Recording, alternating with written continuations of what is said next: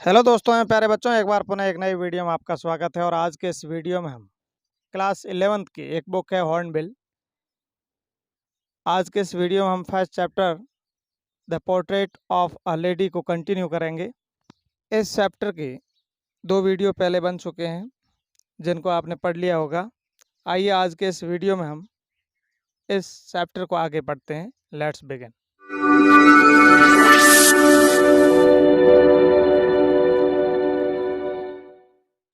पिछले वीडियो में हमने पढ़ा so terribly old that she could not have grown older and she had stayed at the same age for 20 years. यहाँ पर खुशवंत सिंह कह रहे हैं कि मेरी दादी माँ उसी अवस्था पर टिकी हुई है जब से वो पिछले 20 वर्षों से देख रहे हैं। आगे, she could never have been pretty but she was always beautiful. वह कभी भी सुंदर नहीं हो सकती थी लेकिन वह सदैव ही आकर्षक दिखाई देती थी। She Howard about the house in spotless white with one hand resting on her waist to balance her stoop and other tailing the beads of her rosary।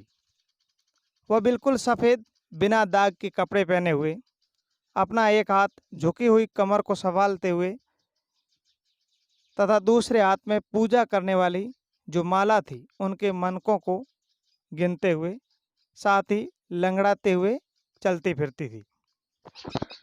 चलिए इस पैराग्राफ में डिफिकल्ट मीनिंग को देख लेते हैं। प्रेटी में सुंदर, beautiful में आकर्षक, होबल्ड लड़खड़ाते हुए चलना, स्पॉटलेस बिना कोई धब्बों के, रेस्टिंग रखना, वेस्ट में कमर, बैलेंस में संतुलन, स्टूप झुकाव और टेलिंग में गणना, बेड्स में मनके और रोजरी में माला। हर silver locks were scattered untidily over her pale, puckered face, and her lips constantly moved in inaudible prayer. Yes, she was beautiful. उनके सांदी जैसे सफ़ेद बालों की सोटियों के बाल अव्यवस्थित तरीके से उनके पीले और झुर्रियों वाले चेहरे पर इधर उधर फैले हुए थे। उनके होठ सदैव ही निरंतर अस्पष्ट बोली में भजन या प्रार्थना करते हुए हिल रहे थे। हाँ, वह बहुत सुंदर थी। She was like the winter landscape in the mountains, an expanse of pure white serenity, breathing peace and contentment. वह पर्वतों के बीच एक सर्द मौसम की प्राकृतिक तस्वीर के समान थी, शुद्ध सफ़ेद पवित्र शांति का एक विस्तार जो सदैव शांति और संतोष की सांस लेती रहती थी। यहाँ पर खुशवंत सिंह अपनी दादी माँ की एक प्योरिटी को, शुद्धता की एक पवित्र चित्रण करते हैं, एक पवित्र चित्रांकन करते हैं कि दादी माँ कितनी प्योर थी और हमेशा अपने कार्य में व्यस्त थी। चलिए इस पैरा में डिफ़िकल्ट मीनिंग को ढूंढ लेते हैं। यहाँ पर आप देखिए, स्कैटर्ड बिखरा हुआ, अनटाइडली अस्वस्थ रूप से, पेल में पीला, पकल्ड पकल्ड भी पेल फेस भी होता है या फिर झुर्रियों वाला चेहरा, कॉन्स्टेंटली लगातार, इनऑडिबल मिस जिसे सुना नहीं जा सके, ब्यूटीफुल मिस आकर्षक, लैंडस्केप मिस एक सुंदर आकर्षक टुकड़ा यानी भूमि का एक आकर्षक टुकड़ा, एक्सपेंस विस्तार, प्योर मिस शुद्धता, सेरेनिटी मिस शांति और कंटेंटमेंट मिस संतोष। My grandmother and I were good friends. मैं और मेरी दादी माँ बहुत अच्छे मित्र थे। My parents left me with her when they went to live in the city, we were constantly together. मेरे माता पिता मुझे और दादी माँ को वहाँ छोड़कर शहर में चले गए जहाँ से हम लगातार साथ साथ रहते थे। She used to wake me up in the morning and get me ready for school. अब दादी माँ का वहाँ काम ये था कि सवेरे मुझे जल्दी उठाना और फिर स्कूल के लिए तैयार करना। चलिए इस पैरा में डिफ़िकल्ट मीनिंग को देख लेते हैं। पेरेंट्स माता पिता, कॉन्स्टेंटली पहले भी आ चुका है, लगातार, टुगेदर साथ साथ, वैक वैकअप उठाना, और रेडी मीन्स तैयार करना। She said her morning prayer in A monotonous sing song while she bathed and dressed me in the hope of that I would listen and get to know it by heart. वह हमेशा एक नीरस गाना गाती थी। ये एक प्रातकालीन भजन था। ये उस समय गाती थी जिस समय वो मुझे नहलाती थी, और आशा ये करती थी कि मैं उसके गानों को या इन भजन को सुनूंगा एवं उसे कंठस्थ कर लूंगा।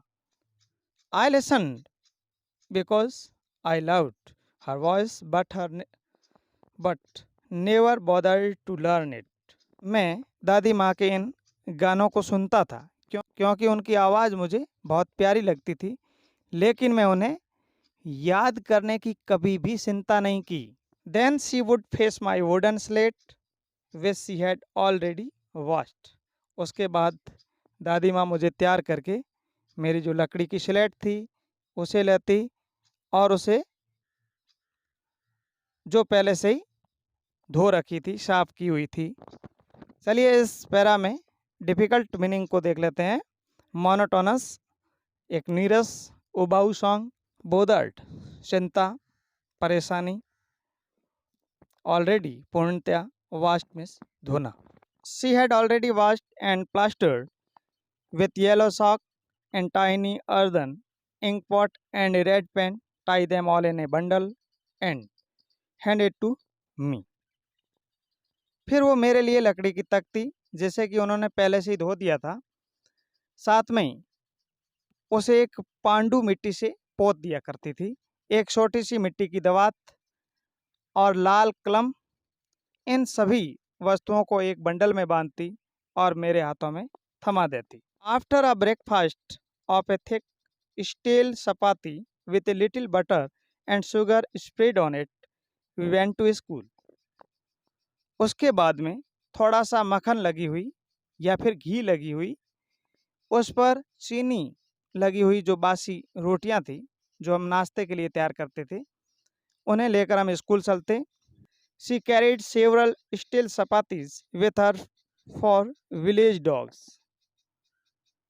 जो स्टील चपातीस थी उनमें से काफ़ी चपातीस दादी माँ अपने साथ लेकर चलती, किनके लिए, जो वहाँ पर विलेज के स्ट्रे डॉग थे, यानी घुमक्कड़ या आवारा जो कुत्ते थे, उनके लिए साथ में लेकर चलती थी। चलिए इस पैरा में डिफ़िकल्ट मीनिंग को देख लेते हैं।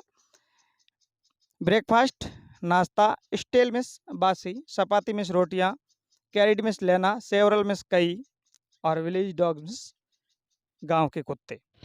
माई grandmother always went to school with me because the school was attach to the temple. मेरी दादी माँ हमेशा मेरे साथ विद्यालय चलती थी क्योंकि दादी माँ खास तौर से टेम्पल के लिए जाती थी और टेम्पल हमारे स्कूल से अटैच था, जुड़ा हुआ था। The priest taught us the alphabet and the morning prayer, और वहीं उस टेम्पल का जो पुजारी था वो हमें अल्फ़ाबेट जो वर्णमाला थी उन्हें सीखा था, और जो सवेरे की प्रार्थना थी वो भी करवाता था। While the children sat in rows either side of the veranda singing the alphabet और the prayer in a chorus, और वहाँ पर पहुँचने के बाद में बच्चे बरामदा में एक लाइन से कतार से बैठ जाते और फिर मुँह गायन के रूप में प्रार्थना को गाते। My grand mother said inside reading the scriptures, और वहीं टेम्पल के अंदर बैठकर मेरी दादी माँ धार्मिक पुस्तकें पढ़ा करती थी। चलिए इस पैरा में डिफ़िकल्ट मीनिंग को देख लेते हैं। अटैच्ड जुड़ी हुई या फिर सटा हुआ, अल्फ़ाबेट मीन्स वर्णमाला, ईदर साइड यानी दोनों तरफ कोई भी, स्क्रिप्चर्स धार्मिक पुस्तकें, धार्मिक ग्रंथ। When we had both finished we would walk back together, जब हम दोनों अपना काम कर लेते, दादी माँ पुस्तकें पढ़ लेती और हम वर्णमाला और स्कूल में जो भी सिखाते थे वो सीखने के बाद में वापस घर की तरफ चलते। This time the village dogs would meet us at the temple door, और जब हम स्कूल से बाहर निकलते तो मंदिर के दरवाजे पर ही हमें गांव के कुत्ते मिल जाते। They followed us to our home growling and fighting with each other for the chapatis we were threw to them. और वे कुत्ते हमारे पीछे गुर्राते हुए दौड़ते आते, लड़ते झगड़ते, क्योंकि हम उनके लिए, दादी माँ उनके लिए जो बासी चपाती थी उनके टुकड़े डालती थी और उन पर वे कुत्ते लड़ते झगड़ते रहते थे। इस पैरा की डिफ़िकल्ट मीनिंग को देख लेते हैं, ज़्यादा है नहीं, एक ही है। ग्रोलिंग, ग्रोलिंग का अर्थ होता है गुहारना, और फाइटिंग मीन्स लड़ना झगड़ना। बस आज के वीडियो में इतना ही। इस चैप्टर के जो बाकी पार्ट है वो हम नेक्स्ट वीडियो में पढ़ेंगे। Thank you for watching today's video.